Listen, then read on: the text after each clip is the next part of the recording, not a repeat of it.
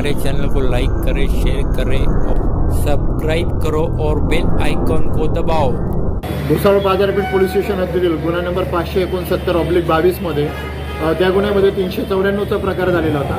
तो मागील 2 वर्षापासून शेख आणि शेख रशीद हा आरोपी फरार होता। तर आमच्या पोलीस स्टेशनमधील तेजस मराठे आणि इदाटे यांनी जळगाव येथून त्याला ताब्यात घेतलेले आहे आणि त्या आरोपीला आता ताब्यात घेऊन अटक करण्यात आलेली असून पुढील कारवाई PSI बेंडकोळी करत आहे। तसेच आपल्या आजूबाजू परिसरात असं काही संशयित व इतर काही असं आपल्याला माहिती आहे की सदर आरोपीने कृत्य केलेले आणि तो